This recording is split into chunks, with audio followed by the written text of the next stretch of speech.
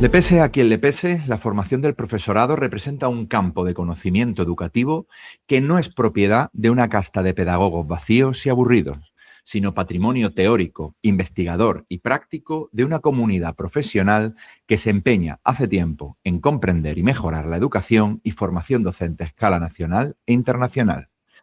Carlos Fernández Liria ha publicado en el diario.es un artículo, La estafa de la formación del profesorado, que ha atraído mi atención.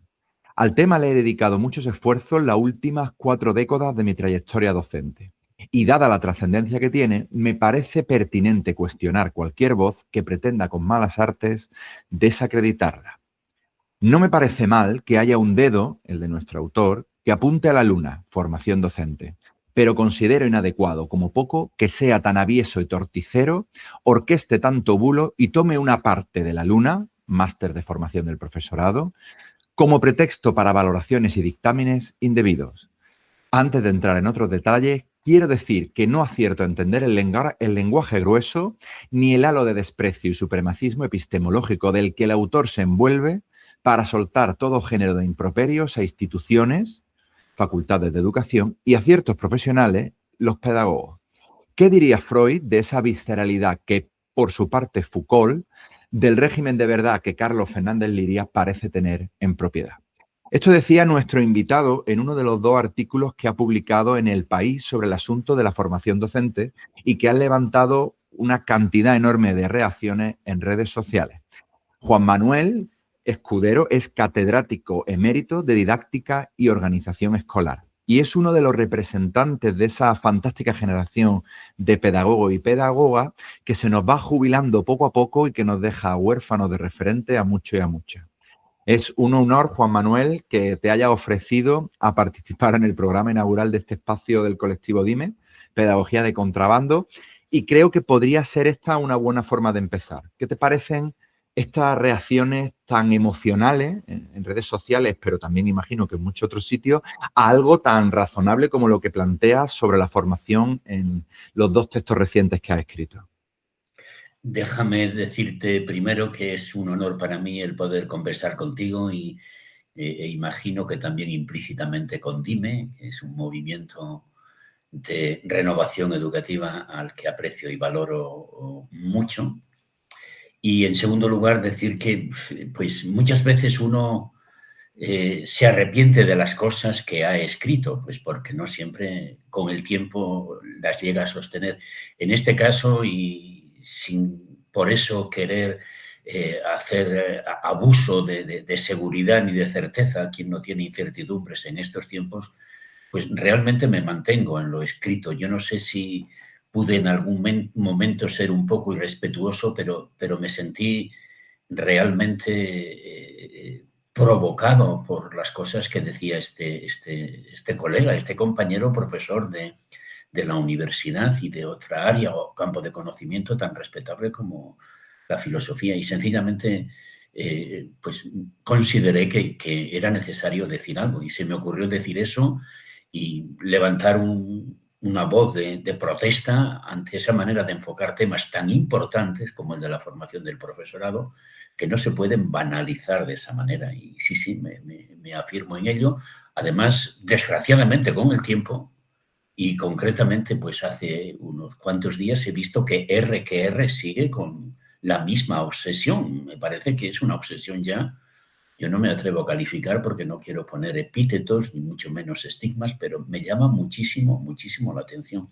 Y no son estos tiempos para seguir dividiendo a todas las personas que deberíamos sentirnos comprometidos con una tarea tan importante como la educación en este país, concretamente la educación en la escuela pública, porque es que además nunca le he escuchado hablar de temas relacionados con asuntos tan serios como son los que tienen que ver con las desigualdades educativas, como los que tienen que ver con la segregación. Él habla desde una comunidad como es la de Madrid, campeona en segregación escolar. Y entonces me genera un cierto malestar y esa es una manera de manifestarlo. Pues muy, muy identificado, ¿no? Yo creo, Juan Manuel, que muchos nos sentimos un poco como tú explicas, ¿no?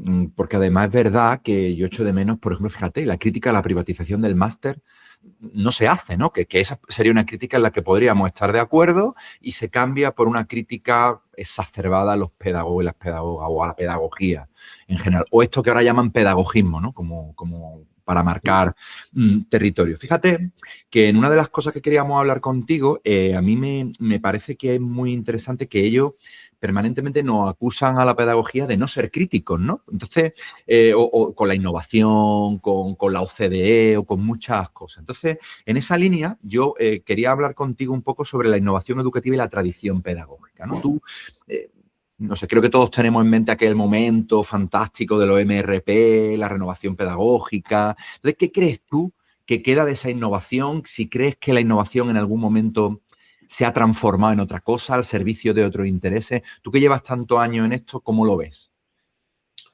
Yo tengo una imagen y una valoración abiertamente positiva de lo que representaron, sobre todo en los años inmediatamente previos y los primeros años previos a la transición democrática en nuestro país y algunos años posteriores, de todo lo que supuso el movimiento de renovación pedagógica, que significó sencillamente la entrada de aire fresco en un sistema educativo que bien merecía airearse un poquitito, ¿no?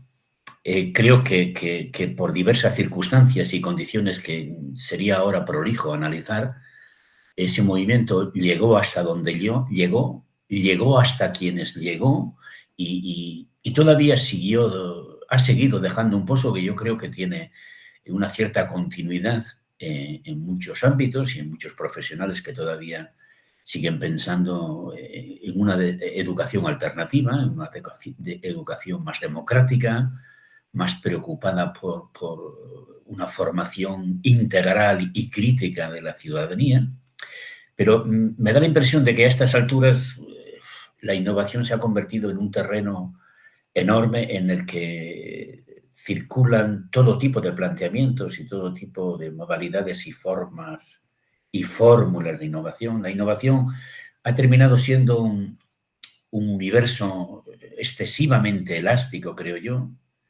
No es que yo considere que hay una serie de criterios que pueden acotar totalmente el territorio entre lo que sí es innovación y lo que no es innovación, pero estoy firmemente convencido de que así como podemos todavía identificar en nuestro contexto, en nuestro sistema educativo, un determinado tipo de planteamientos innovadores, auténtica y genuinamente transformadores, me parece que se ha banalizado también mucho ese ámbito.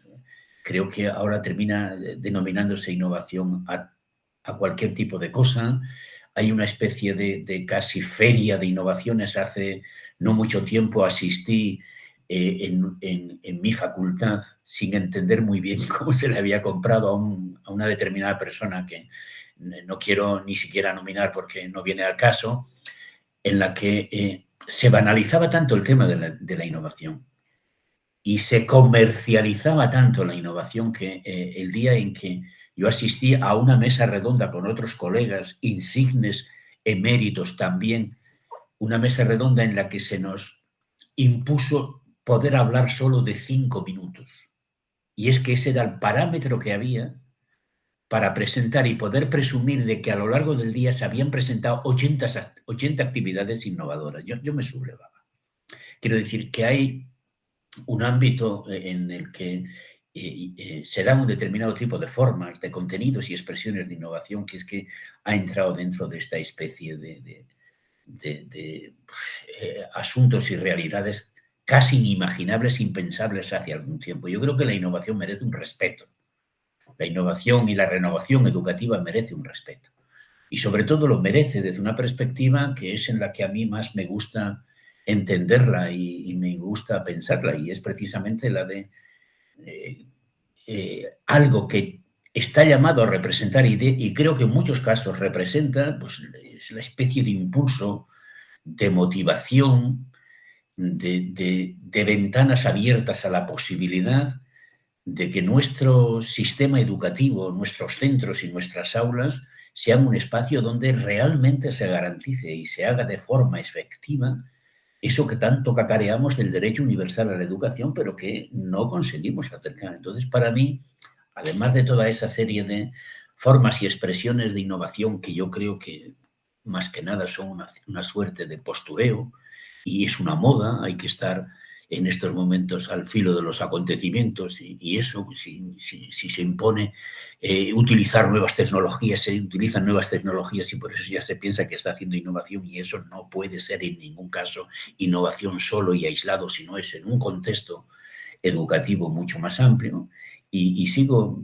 reivindicando que tenemos que profundizar y no renunciar a la idea de la innovación o renovación pedagógica, que me da igual, pues porque eso es una ventana abierta de posibilidad que tenemos que seguir utilizando para ampliar, reforzar y seguir sosteniendo un proyecto de escuela y educación pública que garantice realmente a todas las personas, como digo, la educación y que contribuya efectivamente a redistribuir eso que tanto decimos con tanto acierto, la educación como bien común. Yo creo que sin innovación y sin transformaciones profundas de nuestras maneras de mirar, de pensar y de hacer en educación, eso no sería posible. Y por eso la innovación es sumamente importante.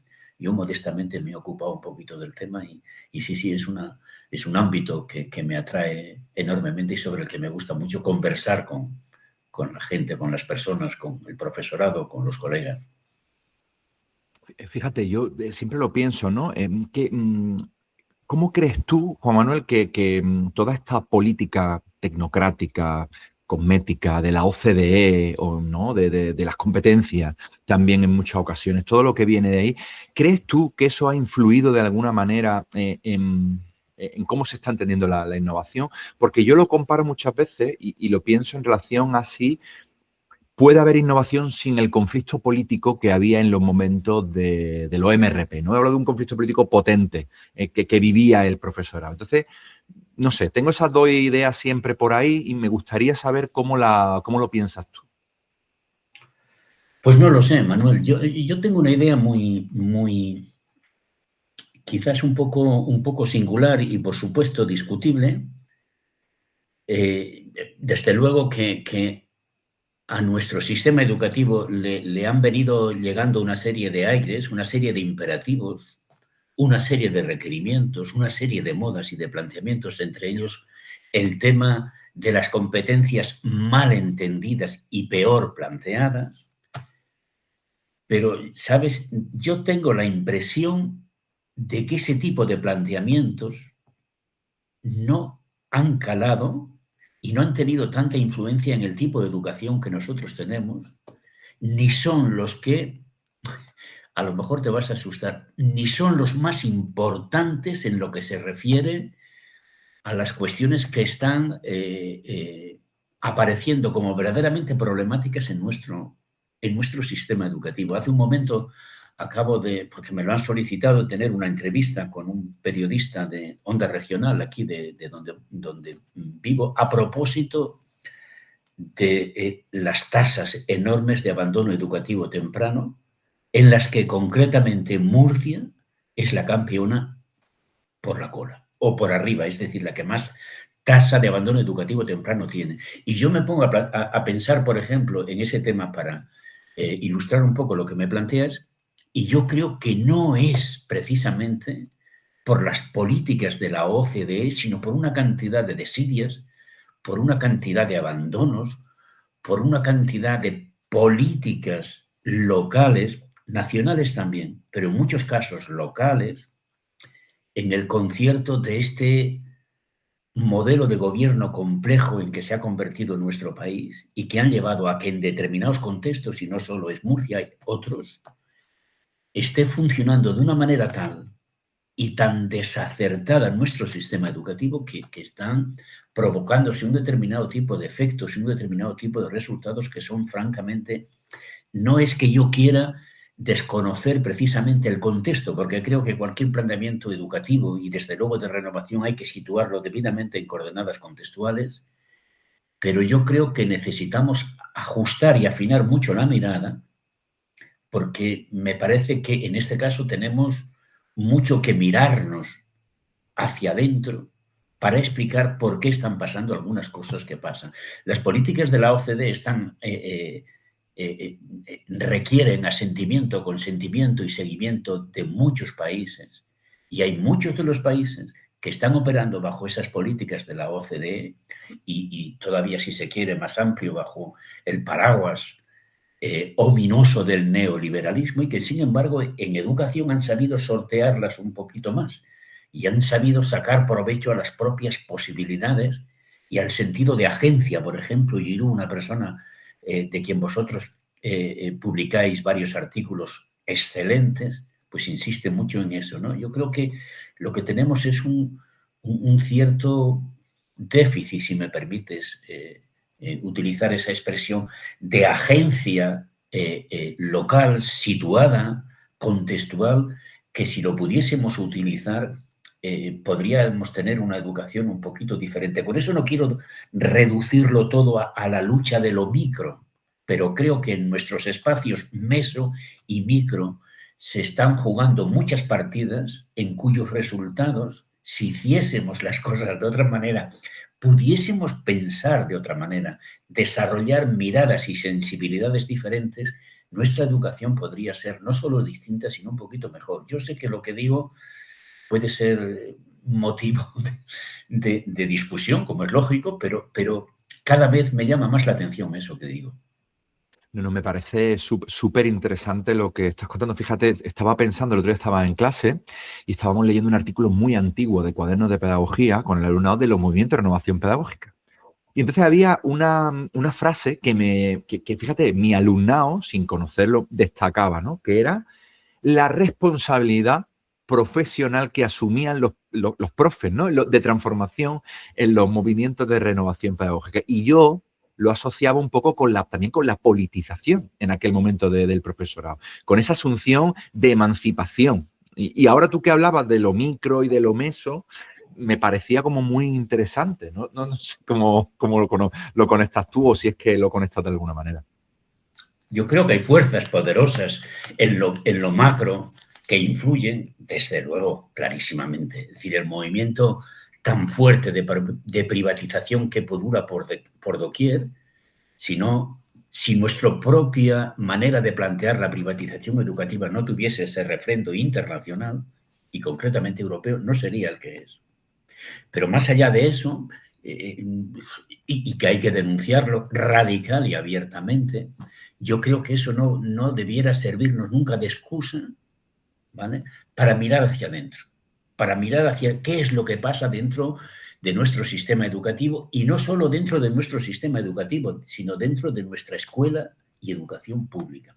Y perdona que insista, no quiero con eso caer ni mucho menos, porque no es mi planteamiento ni mi convicción, en una suerte de hiperresponsabilización indebida ni de la escuela pública, ni del profesorado público, ni nada. Solo me refiero a que si aceptamos el reto y el desafío de mirar un poquito hacia adentro, sin dejar de mirar hacia afuera, podríamos dar mucho más de sí de lo que estamos dando en muchos temas, concretamente en este del que te decía que había sostenido una conversación con un periodista local, el abandono educativo temprano, las desigualdades, y además el hecho de que estamos en lo de siempre. Es decir, hablar en estos momentos de desigualdad, cualquiera podría decir, pues ¿de qué país estás hablando? Pues estoy hablando de este país. A mí me preocupa muchísimo, muchísimo un dato que además vengo constatando y del que venimos hablando distintas personas, muchos, yo creo que todos somos conscientes, y es el que se refiere al hecho de que tenemos un país con un sistema educativo que está partido por la mitad. Así como más de un 50%, cifras que acabo de ver hace muy poco, de nuestros jóvenes entre 18 y 25, entre 25 y 36 años, tienen formación o han accedido y se han graduado en educación superior, entendiendo por educación superior no solo la universitaria, sino también la formación profesional de grado superior, el 50 y tantos, 52 y pico por ciento. Tenemos el resto, en torno a un 45%, que está compuesto por personas que no llegaron a graduarse en educación obligatoria, que abandonaron educativamente temprano y que son ninis. O sea, tenemos una parte, en torno a un 40% de nuestro alumnado que se ha ido, que ha salido de la escuela sin lo que se suele denominar, yo creo que con mucho acierto, un salario cultural mínimo, al que todo el mundo tiene derecho.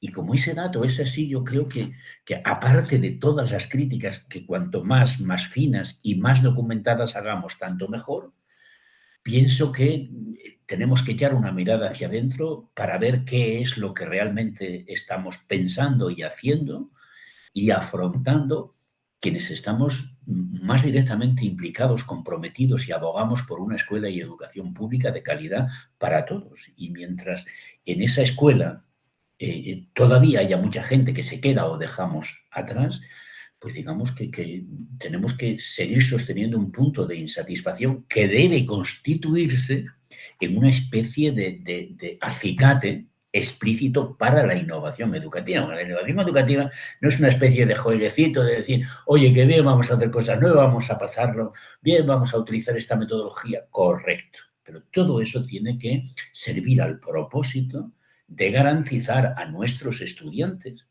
la educación a la que realmente tienen derecho y de implicarles incluso en que se responsabilicen de eso, etcétera, etcétera, etcétera. Esa es una línea por la que seguir quizás abundando. Qué interesante, muy de acuerdo en lo que estás diciendo, en todo, ¿no? Pero especialmente esto último me parece clave. Mira, aprovechando que lo has planteado tú ya, si quieres pasamos al siguiente bloque de temas, que tiene que ver un poco con el tema de los datos, ¿no? El tema de la evaluación permanente, el tema de los resultados. A mí me gusta mucho, un compañero del colectivo siempre pone una viñeta en la que se ve una farola y un hombre buscando en la farola. Entonces el policía se acerca y le dice, ¿qué estás buscando? Y dice, las llaves. Dice, ¿las perdió aquí? Y dice, no, las perdí en el parque, pero aquí es donde hay luz. Entonces, claro, es muy buena. Claro, a mí me parece maravillosa esa viñeta. Es muy buena, muy buena. Sí, entonces la idea un poco es preguntarte por eso. ¿Tú crees que de alguna manera este énfasis social, porque está en la sociedad, pero también en la educación, por los datos, la evaluación, las políticas basadas en datos y todo esto, está de alguna manera trasladando, ocultando o desviando el sentido de ciertos debates? Completamente, completamente. Además, yo creo que nos estamos engañando con eso. Yo observo desde hace algún tiempo que sobre todo, y lo digo también con sumo respeto, como consecuencia de que han terminado llegando un determinado tipo de profesionales provenientes de un determinado tipo de campo, insisto, yo no quiero que los pedagogos nos apropiemos de nada, pero tampoco nos vamos a achicar. Hay todo un conjunto de analistas procedentes de campos absolutamente respetables, como es economía aplicada, como es sociología, como es tal y cual, etcétera, que se han convertido en los campeones del análisis de datos y de mezcla y de combinaciones sofisticadas de todo tipo de datos, de pruebas, todo lo respetables que se quieran, pero todo lo parciales que son, como es PISA, como es PIA, etcétera, etcétera, etcétera. Manuel, y te voy a decir una cosita. Yo soy de los que no conviene desoír lo que esos datos dicen, pero me parece un disparate organizar todas las discusiones más importantes, levantar todas las polvaredas más sonadas en este país a propósito de si PISA dice esto o PISA dice lo otro. Es decir, se da la paradoja de que, por un lado, tenemos el alma vendida, el alma educativa vendida, a datos que dicen lo que dicen y no más. Porque, entre otras cosas, no nos dicen nada y lo que nos dicen es muy sospechoso acerca de qué hacer para mejorar esos datos. PISA es estupendo, PISA es una verdad absoluta, PISA no está cuestionada. Cuando PISA sale, aquí armamos las trifulcas de todo tipo, de todo género. Pues dices tú, bueno, ¿y ahora qué? O sea que por un lado sí que hay determinadas voces, además muy influyentes, son las que más se replican en los medios y demás y tal, que están pendientes de esos datos, pero, curiosamente, nos olvidamos luego de recabar otro tipo de datos diferentes de los temas más importantes. Si me permites, te voy a poner un ejemplo para que veas por dónde voy. Último PISA que armó el revuelo que armó a propósito de que habían bajado las puntuaciones de lengua y matemáticas. Correcto. Dice el gobierno, 500 millones para programas de refuerzo en lengua y matemáticas. Yo creo que eso era un poquito así como se suele decir esas propuestas o promesas que se hacen, pero tengo absoluta constancia de que este último septiembre, no, el anterior, sí que el gobierno central distribuyó entre las comunidades autónomas en septiembre 90 millones dedicados a programas de refuerzo en lengua y matemáticas. ¿Y tú, no? Claro que los datos son importantes. ¿Qué datos? Yo digo, ¿por qué a estas alturas, que yo sepa, nadie ha dado cuenta de esos dineros para qué se han utilizado? Esos dineros se han traducido en programas de lengua y matemática que estén realmente ayudando y siendo refuerzo. No lo sabemos. ¿Y por qué tanta atención a un tipo de datos y tanto consentimiento en omisión y ausencia de datos que serían claves? Porque a lo mejor es que estamos invirtiendo cantidad de dineros, uno, en programas que no ocurren. Dos, en programas que aunque ocurran, los pocos indicios que tenemos son disparates. Por ejemplo, en mi comunidad, yo es la que más sé porque estoy aquí, leí una noticia, pero más allá de la noticia no he sido capaz de recabar más información. Leí una noticia según la cual el gobierno regional iba a contratar a 140 profesores para programas de refuerzo. Y yo dije, pero 140 profesores precisamente para programas de refuerzo a chicos y chicas que puedan tener dificultades en matemáticas, así por las buenas. Voy al mercado, por la mañana digo, venga, profesores aquí, ¿cómo están funcionando si es que están funcionando esos programas? Claro, entonces, datos de esos no los tenemos y son los que deberíamos estar utilizando precisamente para, volvamos al tema, para promover, potenciar, impulsar proyectos auténticos de renovación e innovación educativa que respondiesen a las necesidades y problemas que tienen determinados alumnos y alumnas con problemas en lengua y matemáticas. Tenemos que saber qué se hace, cómo se hace, en qué medidas se están utilizando metodologías, en qué medidas se les apoya personal, emocional, académicamente o cognitivamente. ¿Sabe? O sea que por un lado estamos colgados de datos y eso yo creo que hay mucha gente que dice, ¿para qué? Aparte de entrar en el concierto este internacional, etcétera. Y por otro lado, estamos completamente ausentes, damos la espalda a recabar otro tipo de datos que son los que serían realmente importantes para la mejora y la innovación o lo que fuese del sistema educativo en casos concretitos, no así para hacer ferias de innovaciones. Entonces, es un poquitito esas tensiones en las que nos encontramos. Esto último es lo que yo digo que si quisiésemos, además de cuestionar los otros macrodatos, podría ser verdaderamente importante a la hora de mejorar nuestra educación. Claro, en esto que decía, fíjate, a mí me parece muy interesante porque yo además pienso de alguna manera que este tipo de evaluaciones y estos datos que sacan son de saldo, me explico. Es lo más fácil porque realmente hacer evaluaciones complejas que incorporaran las voces contextuales, las voces del alumnado, las voces, todo esto requeriría una inversión absolutamente casi disparatada, te diría. Entonces, al final, me da la sensación de que con estos datos, o quedándonos solo en esos datos como tú planteabas, también estamos cambiando o dejamos de discutir sobre el sentido de la educación muchas veces y se nos imponen ciertos debates permanentemente sobre los que a lo mejor no sería interesante hablar. Todo esto sin mencionar la batalla cultural permanente en medios de comunicación para a los que están al servicio todos estos datos, ¿no? No sé tú cómo lo ves también. Sí, sí, totalmente.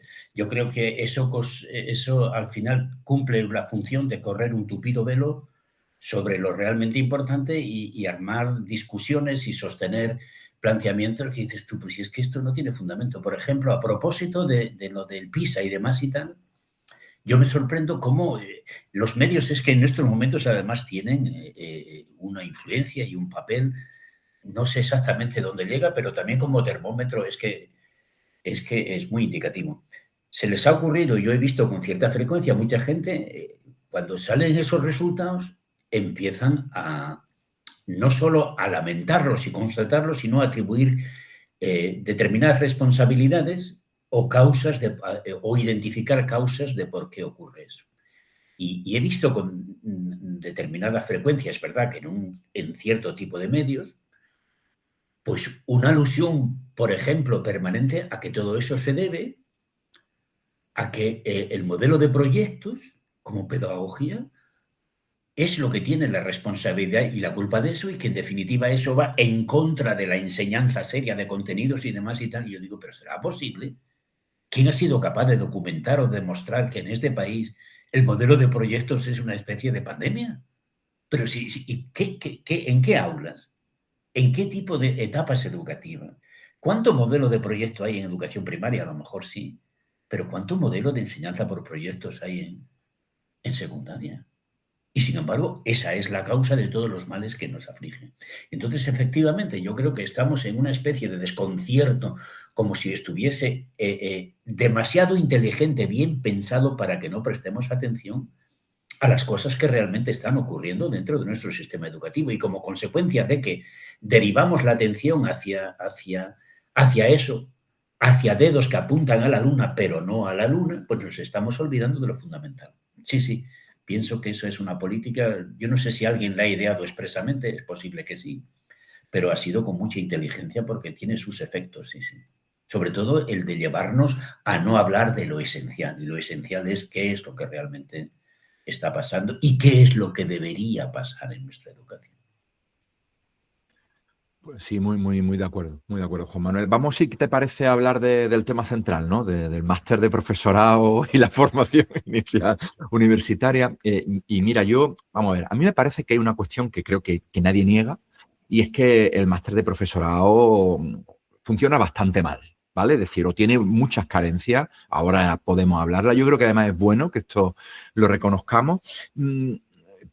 Pero creo que al mismo tiempo, tú lo decías al principio, hablando del artículo en cuestión, se habla de muchas cosas de manera, por lo menos, poco rigurosa, ¿no? Entonces, ahora tú me cuentas tu opinión sobre el máster de profesor en general, que puede ser que a lo mejor el máster no sea la mejor opción, ¿no? Pero un primer melón, porque ya sabes tú que siempre se habla de que el máster no prepara para la realidad del aula.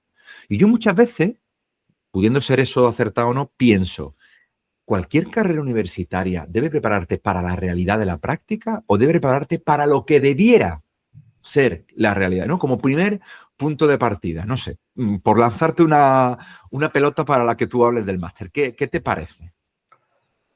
Sí, sí, lo del máster es una historia. A mí lo que más me fastidia de muchas de las discusiones y sobre todo de algunas, y volvemos otra vez al tema de nuestro querido colega, es que se esté faltando tanto, no solo a la verdad, sino a la realidad.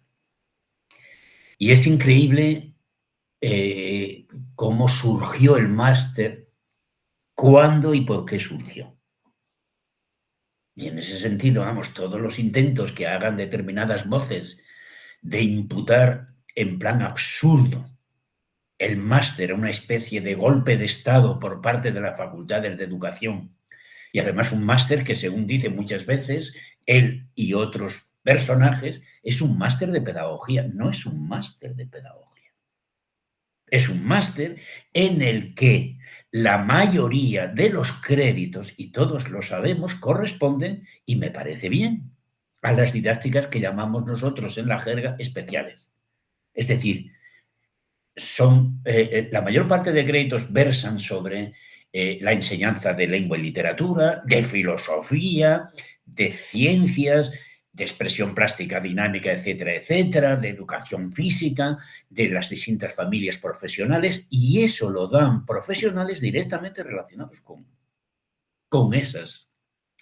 De modo que en ese sentido lo primero que deberíamos dejar es bien claro que no se puede asentar o construir una discusión sobre el máster a base de falacias. Sí se tiene que construir hablando de cuáles son aspectos positivos y cuáles son nubarrones que desde el primer momento en que surgió el máster sigue arrastrando consigo, y de momento no se vamos a solucionar y creo que con la propuesta que ha hecho la CODE tampoco se van a solucionar. Y quizás, si no te importa, podríamos abrir la discusión no solo al máster de secundaria, porque no solo importa el máster de secundaria, también importa el tema de los títulos de primaria. Y ahí Me hay parece fantástico. muchas cuestiones de las que hay que hablar. Y entre ellas a mí me gustaría dejar, por eso de, yo no lo sé, luego a lo mejor yo pongo demasiada visceralidad, pero sí dejar constancia de respeto a la CODE. La CODE, para bien o para mal, pues ha hecho un esfuerzo, yo creo que importante, pero al mismo tiempo que ha hecho un esfuerzo que yo creo que es importante, nos ha puesto sobre la mesa una serie de cuestiones que, si queremos realmente mejorar la formación inicial, que es de la que en este caso estamos hablando, no podemos dejar de atender. Lo primero que ha revelado la CODE, y yo creo que eso deberíamos tenerlo muy en cuenta, lo primero que ha revelado la CODE es una especie de campanada de alerta, y a lo mejor es tirar agua o piedras a nuestro propio tejado, pero hemos de ser honestos. Respecto a que nuestras facultades de educación como organizaciones educativas tienen en su propio seno una serie de tensiones verdaderamente impresionantes. A mí eso me preocupa mucho. De hecho, una de las primeras propuestas en relación con primaria de la CODE no pudo ser unánime. Se hicieron dos propuestas, una A y una B. Ahí hay una tensión entre una visión supuestamente psicopedagógica de la formación y otra visión supuestamente disciplinar, que es absurda además. La formación de cualquier docente tiene que tener unas bases sólidas de conocimientos pedagógico, psicológico, sociológico, porque la educación no es una especie de laboratorio en el que se vaya a enseñar solo matemáticas puras, y tiene que tener una base de formación, desde luego disciplinar, porque sin contenidos disciplinares no hay ninguna formación sólida que se pueda dar a nuestros alumnos. Está hablando de del libro banco de primaria, me para estoy poner el refiriendo, antecedente a quien lo claro, escucha. perdón, sí, para que Es el documento que rige un poco la filosofía y el inicio del rediseño de los grados. Correcto. Se ha hecho, afortunadamente, yo no sé cómo han llegado a concertarlo, pero luego hay otra versión que me parece que es la que corresponde a septiembre, y ya esa es una visión única. ¿Qué es lo que le pasa a esa visión única? Pues yo no sé qué es lo que les pasa a nuestros colegas de las facultades de educación, y yo me siento todavía parte de ellas, aunque ya esté fuera. No se puede, a mi modo de ver, hacer una propuesta de formación ni para secundaria ni para lo otro, a base de rellenar. Bueno, el número de páginas que tiene la propuesta es enorme, pero en tantas páginas, si tú lo has visto, te habrás dado cuenta de que prácticamente, si tú dices, vamos a ver, como punto de partida, como punto de referencia, ¿cuál es el modelo de profesorado que se está buscando? ¿Para qué tipo de escuela?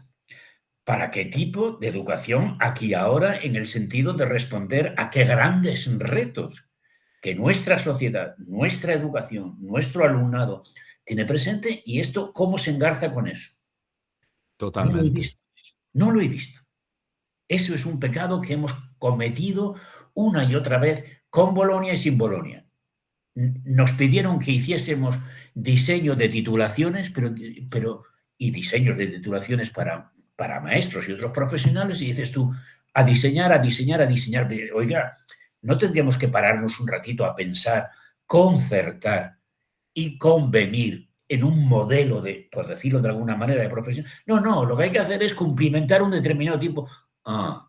Y como había que cumplimentar un determinado tipo de formularios y ahora han caído en la misma historia, la mayor parte del máster está dedicado, además de justificar una serie de medidas que seguramente podrían ser interesantes, si hay que hacer una prueba previa, si hay que insistir en la posibilidad de un MIR, si otra serie de aspectos que forman parte, digamos, de la estructura del máster, todo se dedica a gastar la mayor parte del tiempo. Uno, vamos a definir los objetivos, vamos a definir los perfiles, vamos a definir el perfil de salida, vamos a definir los conocimientos como las competencias. Bueno, yo el batiburrillo que hay ahí, he visto que concretamente los de primaria se ponen a enunciar conocimientos y señalan así una serie de epígrafes hasta 25.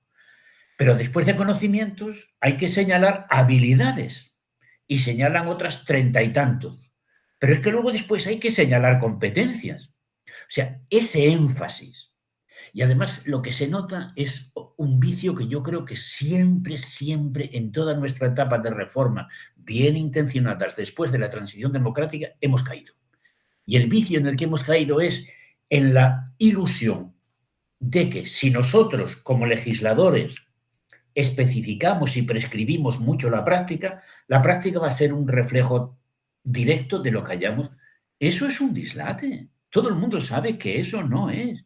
Aparte No de que sabes lo que me alegra que digas eso. Yo lo en, llamo ingeniería curricular y siempre me totalmente, acuerdo pero de Quineno. además es que envía un mensaje sutil a quienes en realidad se tienen que hacer cargo de esos, que son las instituciones y los profesores, de que no saben. Y como no saben, hay que rellenarles de directrices. O sea, eso no me gusta absolutamente nada. Y yo creo que en ese sentido, sin ser derrotistas, yo creo que es que habría que... Yo conozco otros programas o proyectos de formación de otros países y los diseños o las propuestas son relativamente breves, porque una propuesta tiene que ser unas coordenadas y luego invitar a que la gente que lo tiene que llevar a cabo piense, razone, dialogue, elabore, eche mano de su experiencia práctica y tenga en cuenta las propuestas, pero donde se juega el ser y el devenir de una propuesta de formación del profesorado, no es ni en el libro blanco ni en la propuesta ministerial que en algún, pero es que ese vicio lo hacemos. Si tú, yo, cualquiera dice currículum de secundaria, el currículum de secundaria que aparece en el BOE, ¿cuánto tiene? 500, 600 páginas. Pero ¿cómo podemos pensar que eso va a servir para algo? Eso para el profesorado de a pie no solo no le facilita las cosas, sino que casi se las obstaculiza. Y entonces, en ese sentido, no me gusta, y a lo mejor termino y si quieres luego seguimos hablando.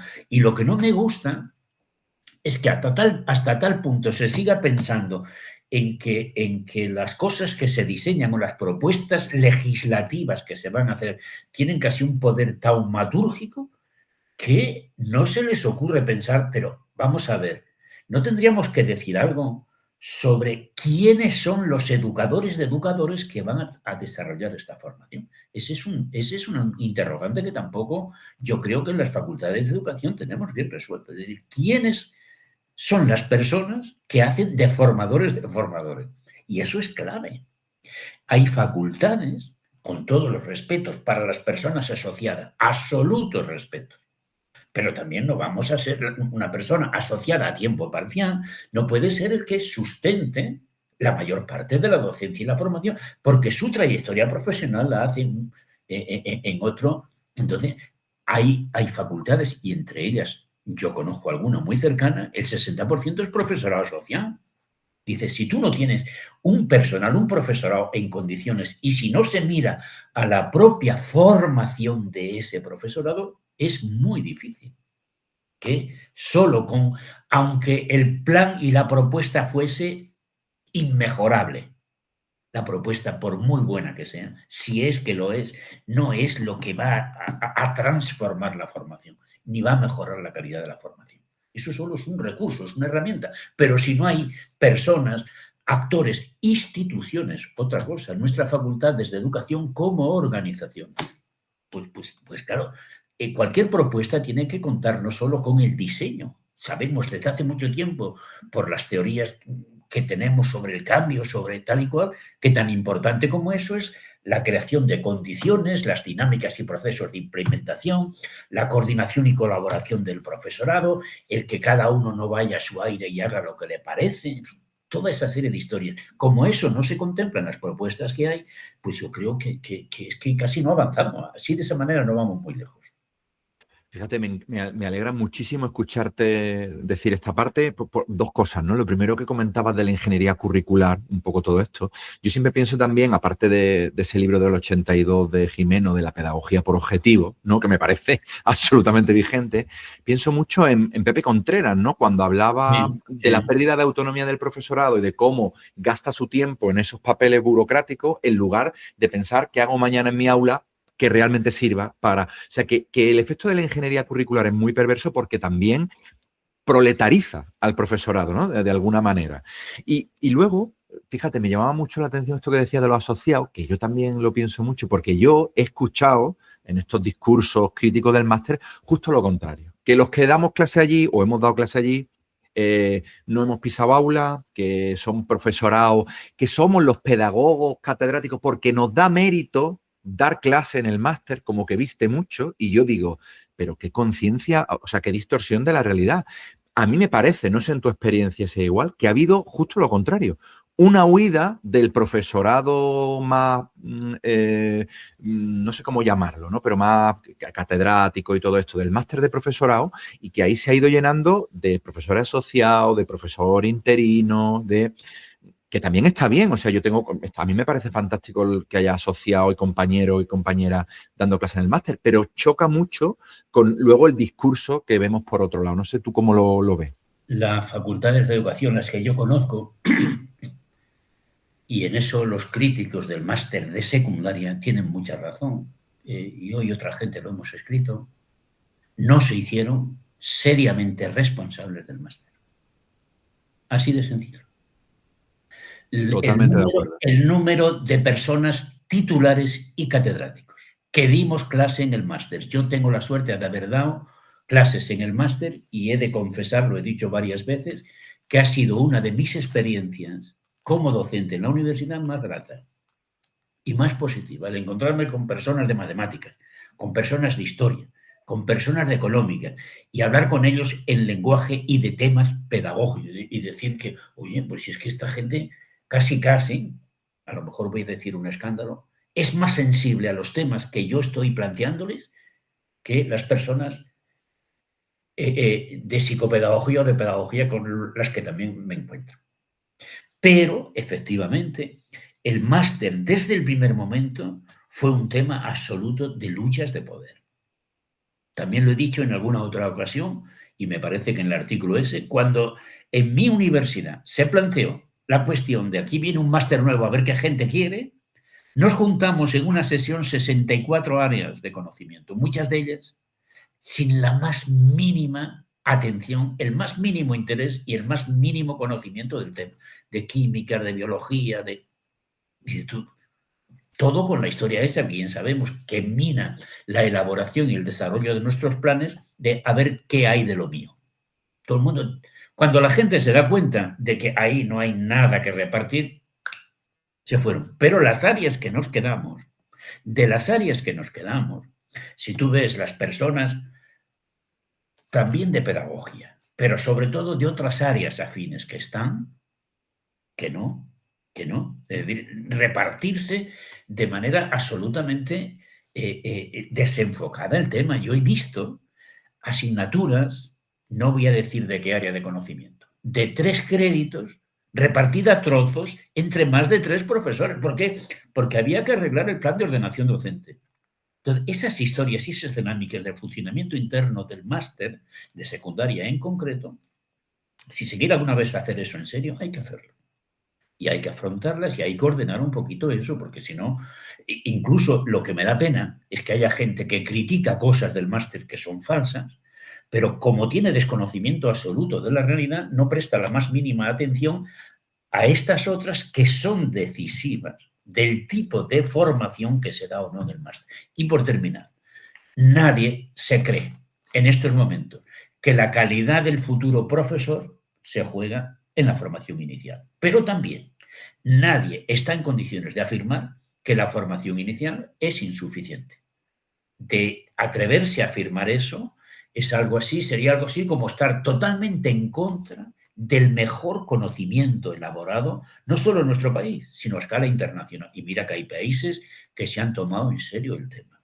Y mira que en todos esos países que se han tomado en serio el tema, tienen absolutamente claro que la formación inicial no es suficiente, pero es del todo necesaria. Tú no puedes lanzar a una persona a un centro y a las aulas sin el más mínimo conocimiento, mentalización, formación de conciencia, de sensibilidad hacia qué es lo que significa enseñar matemáticas. Una cosa es enseñar matemáticas a matemáticos, u otra cosa, una cosa es estudiar. Dice Carlos Fernández Liria en el vídeo ese que el máster, en definitiva, es un competidor de estudios filosóficos avanzados. Dices tú, pero si es que, ¿de qué me estás hablando? Y una persona que haga estudios filosóficos avanzados y que sepa mucho de Kant, ya por eso va a ser un buen profesor de filosofía.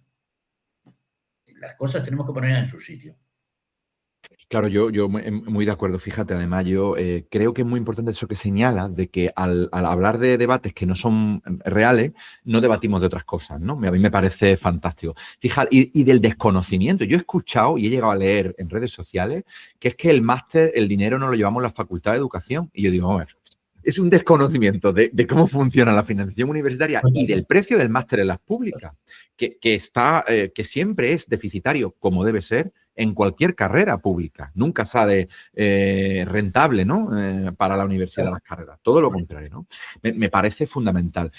Y yo creo que en el fondo esta gente, que reconozco que cada vez pienso que no son mayoría, ¿no? Lo digo por lo menos los de este debate. Lo que subyace en el fondo es justo lo que tú de alguna manera estabas empezando a señalar, que es que no quieren estudiar educación. Ellos consideran que sabiendo de su disciplina ya es más que suficiente para educar, ¿no? Entonces, a mí me parece que eso siempre está un poco en el aire, ¿no? En estos discursos. Y además lo que dices es que toda esa serie de discursos que son muy triviales y son insustanciosos, contribuyen a ocultar otros. El otro día que estuve en Santiago en un congreso, me encontré con mi rector allí porque participaba en una mesa redonda y me dio un dato absolutamente increíble, yo no lo sabía. El máster de secundaria en una universidad como UNIR, que es una universidad online, tiene cada año 6.000 alumnos. 6.000 alumnos. Ese es el problema. Yo le decía, pero por Dios, es posible. Pero además me dijo, y eso sí que me escandalizó todavía más, que en representación de la CRUE, él formó parte de una comisión que fue a hablar con la ministra del ramo, la ministra de Universidades, y que la respuesta que le dio la ministra es, hagan ustedes lo mismo, hagan el máster online. Y yo dije, no puede ser. Me dijo Juan Manuel que sí. Te lo juro. De hecho, Juan Manuel, perdona que te interrumpa, el último decreto que se hizo del PSOE aumentaba la posibilidad de hacer virtual para las públicas el máster de profesorado, que me parece un dislate. Quien se está cargando consiguientemente el máster son otros. Y quien lo están aprovechando mercantil y financieramente son otros. No es ni las facultades de educación ni las universidades públicas.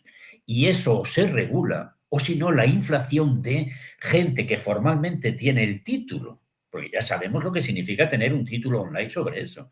Yo le decía el otro día a una persona, oye, ¿tú estarías en condiciones de suscribir la formación de un máster para cirujanos así online? Así, por las buenas. Totalmente. Pero ¿de qué me hablas? Y también pensaba el otro día en relación con, a propósito de lo que decía este hombre al que nos estamos refiriendo, usted que piensa que medicina, como las disciplinas de base son biología, química, etcétera, etcétera. Yo diría, el químico que se ponga a hacer intervenciones de trasplante de corazón, un químico, ¿por qué no? Si con saber química, y hay mucho químico, pues ya tiene bastante. Es un absurdo y es llevar la discusión a un terreno que no tiene razón de ser, el de decir, no, si yo con que sepa mucha matemática y ame las matemáticas, con eso estoy capacitado. ¿Qué es eso de amar las matemáticas? Las amarás para ti. Eso te capacita para ayudarles a otros a que las entiendan. Y no, en absoluto. Son discusiones un poco tontas a las que nos quieren llevar. Y además una caricatura, porque tú lo decías, no en todas las formaciones, todas las carreras, hay multitud de profesionales impartiendo formación, porque ninguna carrera es prácticamente pura. Hay multitud pues claro. Eso, en medicina hay químico, hay biólogo, es decir, hay un montón de profesionales. Oye, Juan Manuel, me gustaría, para no extender mucho esto, hablar también de la otra parte que a mí me parece la gran olvidada siempre en todos los debates. Y tú escribías también un artículo que nos parece muy acertado, que es el tema de la formación continua. ¿Cómo ves tú esto de la formación continua? Porque a mí me parece que también tiene muchas carencias de las que curiosamente hablamos menos, ¿no? No sé por qué nos hemos dedicado durante mucho más tiempo a hablar de la formación inicial que de la formación continuada. Y sin embargo, creo que es fundamental. A lo que yo más me he dedicado en la última etapa de mi estancia en la universidad fue a la formación continuada. Hicimos un proyecto de investigación que nos resultó muy ilustrativo a quienes participamos sobre formación continuada. Y yo estoy por afirmar que es el gran agujero negro de nuestra formación. Formo parte de un grupo que nos reunimos aquí con cierta frecuencia en Murcia con la idea de abordar temas de importancia educativa para la educación en Murcia, y uno de los temas que tenemos entre manos es la formación. Hay una impresión generalizada aquí, y yo creo en otros sitios, de que la formación continuada, desde el momento en que muchas comunidades autónomas desaparecieron prácticamente los centros de profesores, ha salido despedida por la opción del libre mercado. La formación continuada, cada uno se forma en lo que quiere, si se forma y cuando quiere, y se forma para sí. Uno de los datos que ya hace 5 o 6 años que terminamos aquel proyecto, más claro que se revelaba era que la gran moda de la formación continuada es la formación online. Es la que menos te exige, es la que es la que, por otra parte, te pone en contacto con iniciativas y planteamientos muy interesantes, pero es la que también más cultiva esa cultura individualista docente que sigue persistiendo y que mina la mayor parte de los proyectos institucionales y colectivos que se desarrollen en los centros y que son absolutamente necesarias para que la educación en todo, en primaria o en secundaria, sea la que responda realmente al alumnado que se quiere formar. O sea, yo estoy plenamente, cada vez que tengo una oportunidad, levanto una voz de alerta respecto a que no podemos olvidar la formación continuada y tendríamos que replantearnos, si fuese posible, cuáles son las políticas, cuál es el marco de derechos y deberes para la administración y los políticos, pero derechos y deberes también para el profesorado y para los centros. Sí, Hay muchos planteamientos, perdón, sí, sí. No, perdona tú, sigue, Te sigue. digo que hay muchos planteamientos que yo conozco por ahí fuera y tan independiente del valor que se le atribuya a eso de los proyectos institucionales de centro, pero lo mismo que se piensa que un centro debe tener un proyecto educativo de centro, pensando en los alumnos, hay muchos grandes investigadores y expertos a escala nacional e internacional que dicen no es imaginable una política seria de formación continuada del profesorado sin que cada centro, y por supuesto el conjunto, tenga un proyecto propio, explícito, con sus actividades, con sus estructuras de tiempo, espacio, con su reconocimiento, con su valoración, con su inserción en la jornada laboral, destinado a formación continuada del profesorado. Formación continuada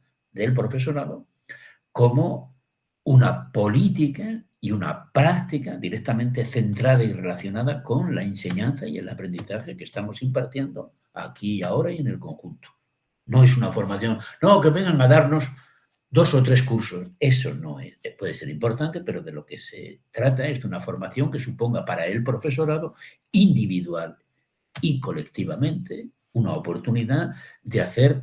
Yo sé que no podemos utilizar determinadas jergas porque a determinadas personas les suenan raras, pero hacer en definitiva investigación, acción sobre la práctica con propósitos de revisar cómo van las cosas, comprender cómo y por qué están ocurriendo, detectar qué es lo que no acabamos de hacer bien, formarnos, prepararnos para hacerlo mejor e intentar ir. Eso es una línea de innovación donde la innovación se da a la mano con la formación.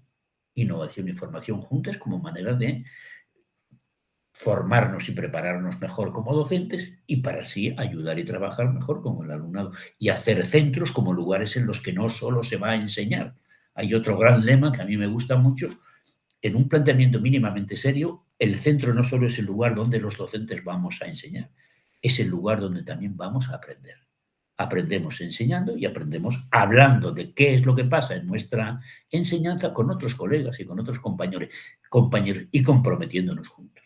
Y esa es una dinámica. Entonces, como la formación continua de ese tipo, casi en nuestro contexto significaría poner patas arriba todo lo que tenemos, pues bueno, a lo mejor no nos atrevemos, pero hay que decirlo. Fíjate, yo escuchándote pensaba en algunas cosas, ¿no? La primera es la perversión que generan los incentivos, ¿no? Muchas veces cuando la formación la intercambiamos por puntos para algo, pues claro, ya lo que un poco tú también decías, ¿no? Hemos mercantilizado eso y deja de Totalmente, estar al servicio por un interés por mejorar las cosas, ¿no? La totalmente. segunda, y yo sé que de esto has hablado tú, es qué papel pueden jugar las universidades en esto, ¿no? Y luego tú hablabas de investigación-acción, me parece maravilloso y me parece que es la gran olvidada. Hubo un tiempo en el que se habló mucho de esto y luego dejamos de hablar, digo, hace años, ¿no? O esa es mi sensación. Pero en relación a eso te quería preguntar también por una cuestión que me parece muy preocupante porque ha ido en aumento en los últimos años, en mi punto de vista, que es la búsqueda de recetas. O sea, cada vez un paradigma más técnico y yo lo que quiero es dime qué hago para aplicarlo aquí con mis alumnos que funcionen y yo no quiero este proceso que tú describías de voy a buscar diagnóstico, voy a investigar de manera colaborativa, voy a reflexionar y luego voy a implantar. Y claro, hay también los tiempos locos que vive el profesorado que no tiene tiempo para absolutamente nada, juegan un papel central, creo yo. No sé tú cómo ves todo esto, Juan Manuel. Pues totalmente, eso de búsqueda de recetas es nunca aprenderemos. El otro día ha salido también una información, y mira que es importante, ¿no? Ha habido una investigación por parte de SADE, Save the Children y la Caixa, no sé si la has visto, en la que Por describían encima, un conjunto de centros que incluso en condiciones adversas hacen maravillas. Y yo decía, oye, pues está muy bien. Una de las cosas que yo pensaba, coño, esto ya lo podía hacer también la universidad, no solo instituciones así. Pero bueno, dejémoslo eso de. mismo pensamiento tuve yo, lo reconozco. Quiere decir, luego hablamos, si quieres, un poquito de la universidad y nuestras facultades, pero a renglón seguido, porque además es un tema que cuando uno de los ámbitos en los que también nosotros, mi grupo, la gente con la que yo trabajaba, investigamos, fue los programas aquellos de diversificación curricular y los programas de iniciación profesional, información básica en los centros, y aprendimos muchas cosas. Y una de las cosas que aprendimos es que hay un ámbito ahí, figúrate, que entonces ya se llamaba buenas prácticas. Y sobre el tema de buenas prácticas, que en definitiva es lo que vendría a ser ahora, pues hay centros que hacen maravillas. Se ha hablado mucho. ¿Y qué es lo que se ha hablado? Pues que es muy importante que se identifiquen buenas prácticas, pero con identificarlas no vamos demasiado lejos. No, no Porque basta. la gran pregunta, sí, yo tengo aquí centros que han hecho maravilla ya. ¿Y esto qué habría que hacer para que no solo se quedasen estos centros? Y esa es la gran cuestión. No valen recetas. En educación no valen recetas. Y por eso es por lo que hay que poner tanto el acento en dinámicas internas en cada centro, en cada contexto, en cada lugar, en cada ámbito de conocimiento, etcétera, etcétera, para que el profesorado, con tiempos, reconocimientos y apoyos debidos, se trabaje el qué hacer, por qué y para qué. Si es que no hay vuelta de hoja, porque aunque hay una práctica que es genial, esa práctica puede haber funcionado bien en un contexto, pero no tienes ninguna garantía de que vaya a funcionar bien aquí, a menos que los que estamos aquí hagamos de mediadores reflexivos y críticos tratando de reconstruirla. Las prácticas, eso no es como una maquinaria que yo implanto en una fábrica y ya por sí mismo funciona. Por muy buena que sea una práctica, por muy buena que sea la experiencia de un centro que ha tenido éxito con la población más vulnerable, fenomenal, eso hay que divulgarlo, hay que reconocerlo, lo que se quiera, eso no es garantía ninguna de que sin más se pueda hacer en otros. Si fuese tan fácil, yo creo que tendríamos una educación mucho mejor que la que tenemos. Entonces, lo que hay que fortalecer son los mecanismos, las dinámicas internas, las relaciones de compromiso y de implicación para que las cosas funcionen de otra manera. O sea, que recetas no va por ahí. La educación es suficientemente compleja como para que las recetas no valgan. Vale un conocimiento que sea inspirador, pero no valen, no van demasiado lejos las recetas. Sí, sí, yo totalmente de acuerdo. Lo que pasa es que es verdad que me preocupa enormemente que hay a lo mejor es un pensamiento subjetivo, ¿no? Pero hay una cada vez más petición de ese paradigma técnico, ¿no?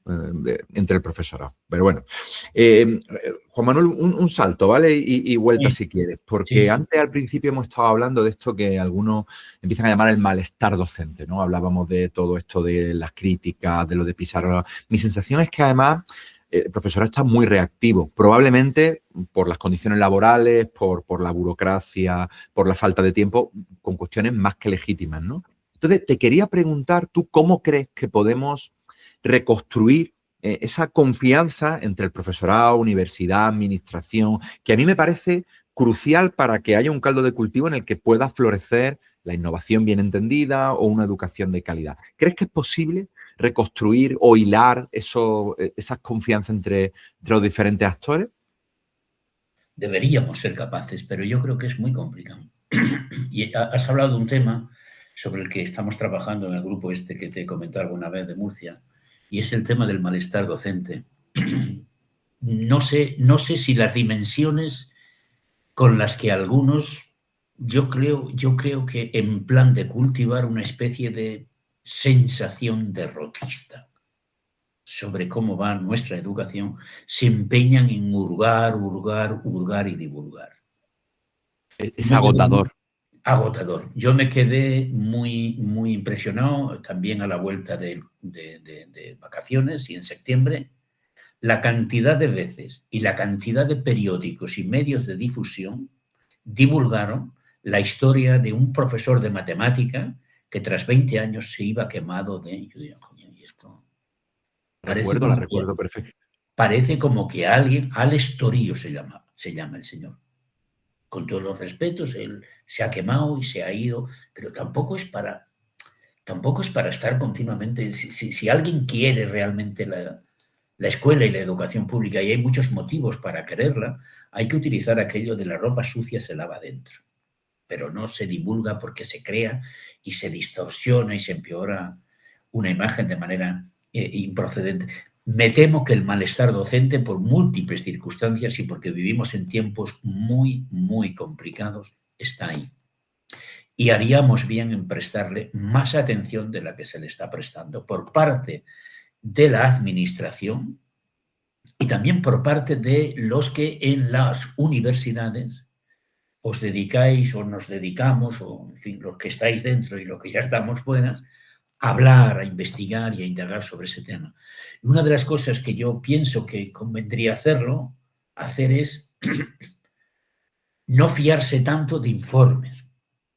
Una de las cosas que hemos hecho último en este grupo ha sido pues tratar de contrastar toda una serie de informes. Hay en estos momentos 10, 12 informes y la imagen que revelan es entre preocupante, alarmante en algunos casos y no tanto en otra. Hay un fenómeno muy curioso que a mí me llama mucho la atención. Tenemos un poquito más de tiempo, ¿no? Sí, totalmente, totalmente, no hay ningún Vale. problema. Pues una de las cosas que me llama la atención es la siguiente. Yo no sé si tú también la has visto, Manuel, o no. Si vemos los resultados del aprendizaje, a ver si soy capaz de luego conectar con lo que quería decir, si vemos los resultados del aprendizaje de nuestro alumnado de 15 años en PISA, nuestra población de alumnos queda mejor parada que los que corresponden a las calificaciones que les da el profesorado en la ESO. Conocí ese dato, conocí ese dato. Yo creo que ese es un dato motivo de reflexión curiosa. Y figúrate Totalmente. que yo tampoco soy especialmente fan de los estudios de la OCDE, pero también hay otro dato en relación con el profesorado. Cuando la OCDE ha hecho TALIS, la última versión en nuestro país, ofrece una imagen más positiva de la moral de nuestro profesorado que la mayor parte de los estudios que se han hecho desde dentro. ¿Qué Sí, sí, significa eso? sí, sí. Parece como que aquí, tú no sabes lo del alacrán ese, ¿no? Que cuando se ve rodeado de... Se clava, ¿no? Es, hay una especie de... Yo no sé, es una manera de hablarlo casi así, en plan íntimo, ¿no? Pues de autoflagelación. pero los resultados que salen de las encuestas, conozco varias, una de ellas que hizo, por ejemplo, Comisiones el año pasado y otra serie de instituciones, y está muy tocada la profesión docente. Y además de lo que pueda estar tocada en su sentimiento de burocracia, de hartazgo, de relaciones complejas con el alumnado y demás, hay un problema serio que tenemos con el profesorado y es el de no disponibilidad de profesorado. Hay comunidades que están recurriendo o se ven, dicen, obligadas a contratar, por ejemplo, veía unas cifras el otro día, unos datos de Aragón. Están improvisando profesores de informática y profesores de matemáticas, porque la gente no quiere venir a educación.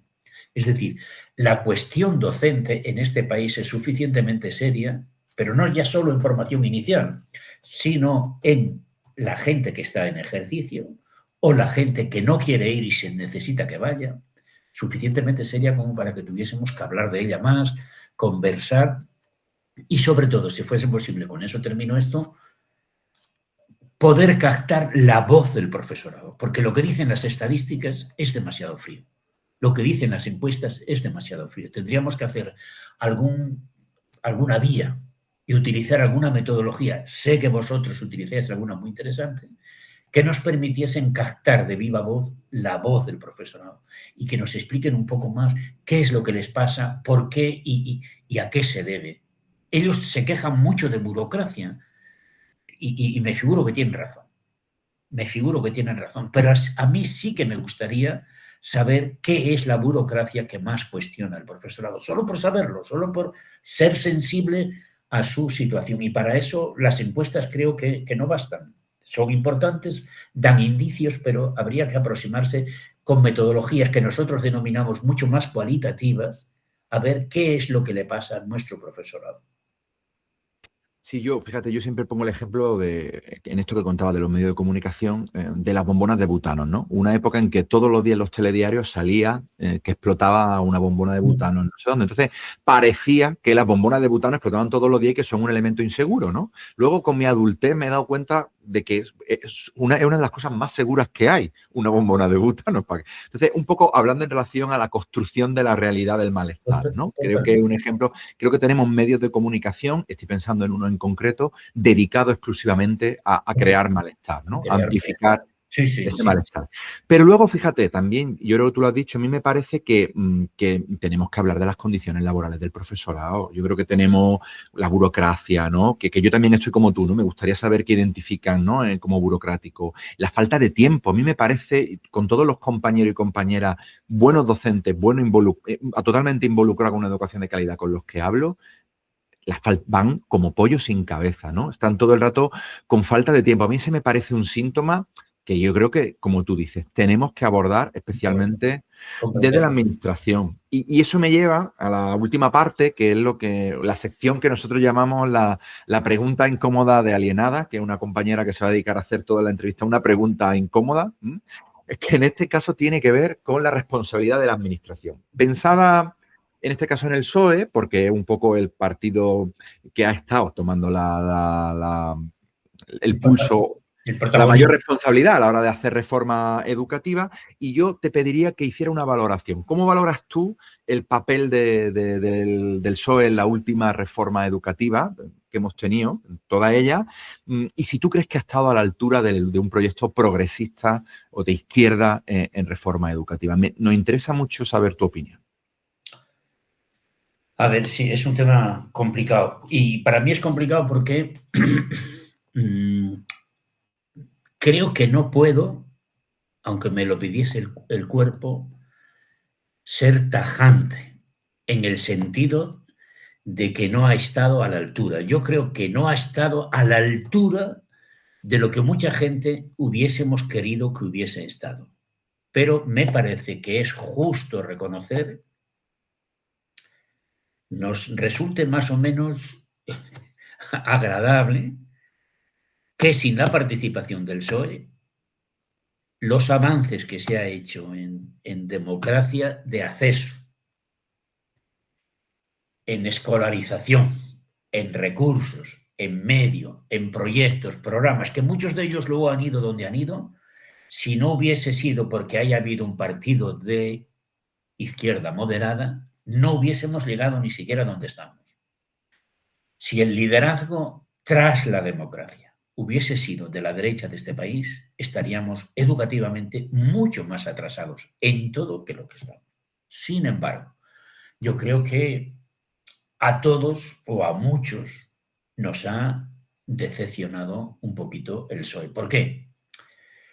Pues porque ha hecho un determinado tipo de políticas. Bueno, hay que reconocer otro dato y es, yo creo, el relativo a que es complicado gobernar este país en determinadas materias por la complejidad que tiene el gobierno en concierto autonómico. Concretamente, las políticas en materia de educación, en este caso, están transferidas, son competencia de las comunidades autónomas y por lo que yo puedo apreciar, los márgenes de discrecionalidad que deberían ser para bien, pero no siempre se utilizan para eso, que tienen las comunidades autónomas son enormes, enormes. Pero tanto en la aplicación de recursos como en el desarrollo en positivo de propuestas o políticas que vengan de arriba. Yo creo, por ejemplo, te voy a poner un dato, ¿no? Yo creo que la LOMLOE salió como salió, se desarrolló como se desarrolló, se siguieron manteniendo un determinado tipo de jergas y nuevas historias, que eso casi siempre es que no se digiere, y además de no digerirse, si no se digiere genera rechazo, pero ha habido un aspecto de la LOMLOE que parece que está siendo realmente importante y positivo, que es la FP, la formación profesional. En ese tema hay, ¿cuál es la contrapartida? La contrapartida es que la mayor parte, por lo que estoy viendo, por ejemplo, recientemente, de los títulos o de las especializaciones de FP más interesantes, profesional y laboralmente, se están privatizando. ¿Quién Claro. privatiza? Comunidades autónomas. ¿Quién va a la cabeza? La de siempre, Madrid. Madrid tiene un déficit de plazas públicas para formación profesional enorme. ¿Podría hacer algo el gobierno central en eso? Hombre, a mí me gustaría que no solo pudiese, sino que lo hiciese. Me temo que eso podría ser un atenuante. Hay otros atenuantes que no proceden y que no corresponden. Yo creo que uno de los peores efectos de nuestras políticas educativas es la cantidad de políticas de desidia, de dejadez y de procrastinación. Hemos hablado del tema de la formación. El tema de la formación proviene, en el contexto de la reforma de la LOMLOE y del gobierno actual, del libro aquel de las 24 medidas del año 22. Estamos en el 26 y prácticamente nada se ha concretado, ni siquiera aquello que estaba en manos del gobierno central concretar, es decir, nuevas propuestas de formación inicial, nuevas propuestas de formación continuada, por lo menos como propuestas. Nada. Yo creo que ha habido mucha desidia, mucha dejación, y cuando hay desidia y dejación, quien al final termina pagando el pato es la escuela y la educación pública. Si no, son los poderes públicos y el gobierno, más si es un gobierno presuntamente de izquierda, quien vela por eso y quien apunta en esa dirección, no lo va a hacer nadie. Y como yo creo que hay un desconcierto educativo enorme en ese sentido, pues un poco porque la realidad es muy compleja y otro poco porque, en definitiva, las políticas más recientes del gobierno, pues no. Yo creo que han hecho una política muy de yo planteo reformas y parece que con eso cumplo mi papel, pero por lo que estamos diciendo, el papel fundamental de alguien que plantea reformas, algunas bien orientadas y bien dirigidas, no es limitarse a plantearlas, sino tú tienes que apechugar luego en cómo esto se desarrolla. Así de sencillo.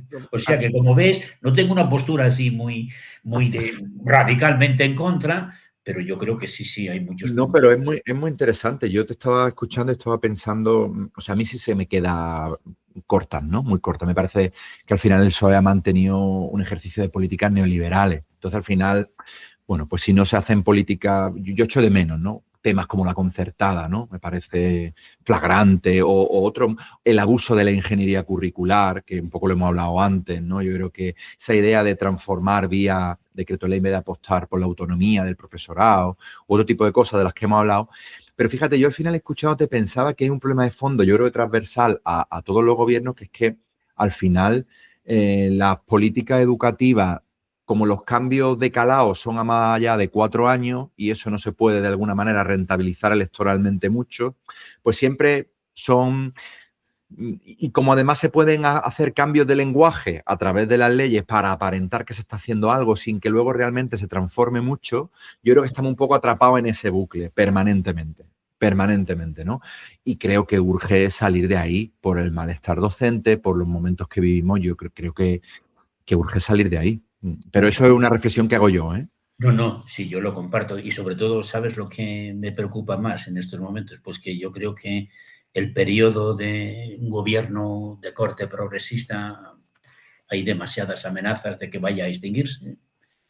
Y me temo que si se cambia de signo, de orientación y de todo eso el gobierno central, vamos a tener sensación de que hemos perdido por lo menos 8 años en los que se podría y se debería haber avanzado mucho más en un determinado tipo de políticas más abiertamente comprometidas con la mejora de la educación, concretamente pública, que es la que yo creo que a algunos más nos preocupa, porque la otra es que la gente se busca la vida. Y dices tú, pero eso es lo más neoliberal que se nos ha metido, yo creo, hasta dentro. Que esto de la educación, que cada uno, y el que puede, se busca la vida donde le parece. Eso es terrible.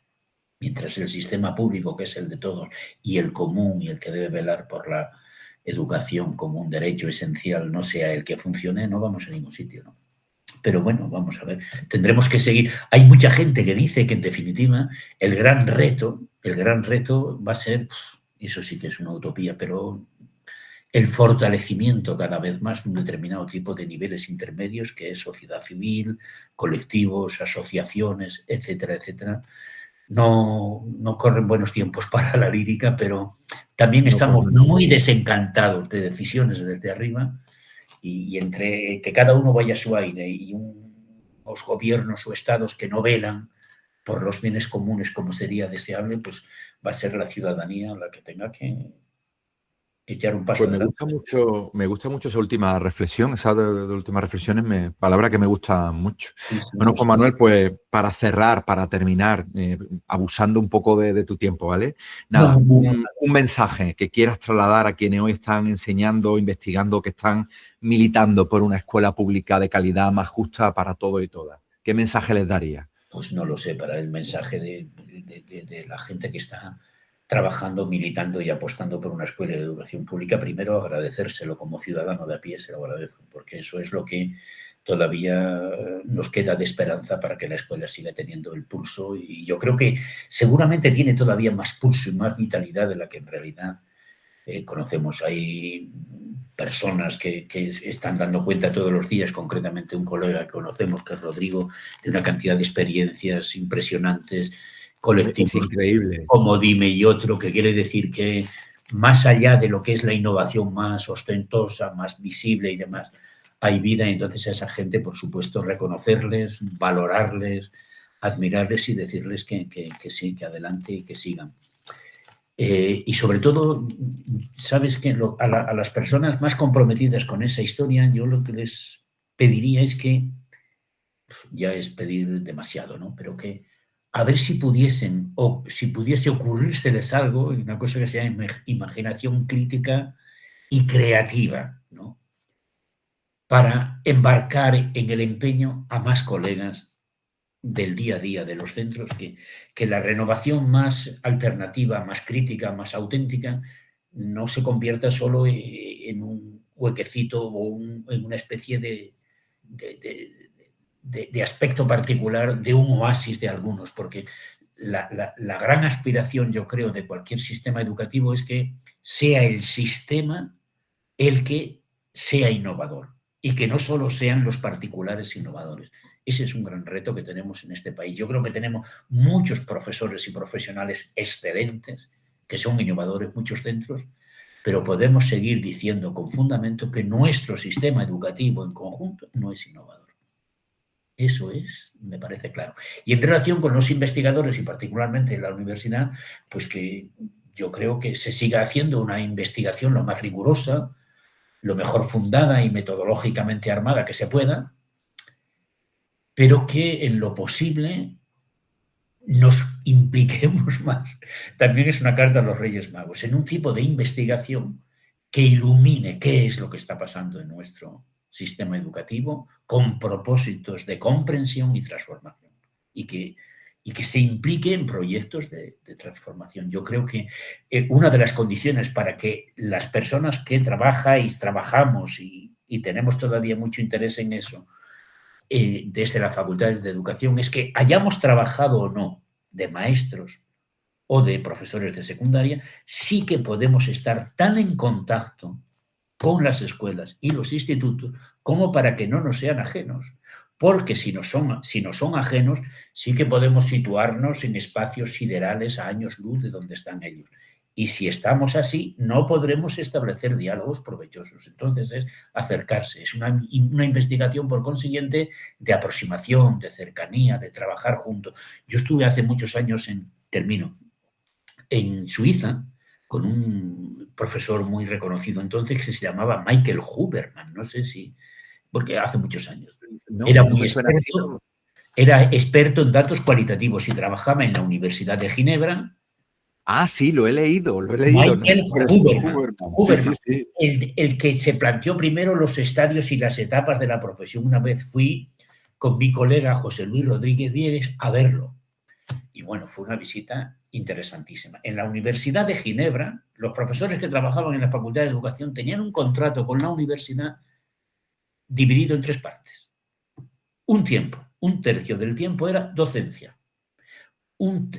Otro tercio era investigación y otro tercio era estancia en centros trabajando e investigando con ellos. Yo dije, madre mía. Qué bonito, qué bonito. Madre mía, esta gente, qué interesante es. Sobre ese proyecto, tenían un proyecto de red de escuelas en Ginebra. Yo dije, madre mía, qué cosa más chula. Y a lo mejor, yo qué sé, las facultades de educación podíamos acercarnos a eso, por pedir que no quede. No, me parece una bonita carta a los Reyes Magos, ¿eh? Ojalá, además yo soy de los de pedir mucho y ya si nos quedamos cortos, pues oye. Eso es lo del 68, ¿no? Claro. Pedir lo imposible.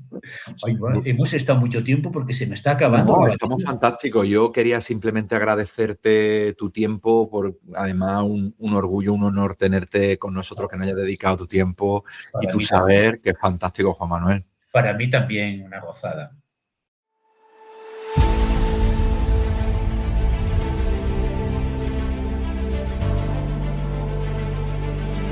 Nos dijeron que la educación no tiene ideología, que la pedagogía es solo método, pero todo lo que ocurre en el aula, los discursos que vemos en las redes o en los medios, son formas de tomar partido en la batalla cultural educativa. Pedagogía de Contrabando es un espacio para hablar de poder, de ideología y de escuela pública, sin permiso, sin anestesia, porque cuando la pedagogía molesta, normalmente es que está diciendo algo que importa.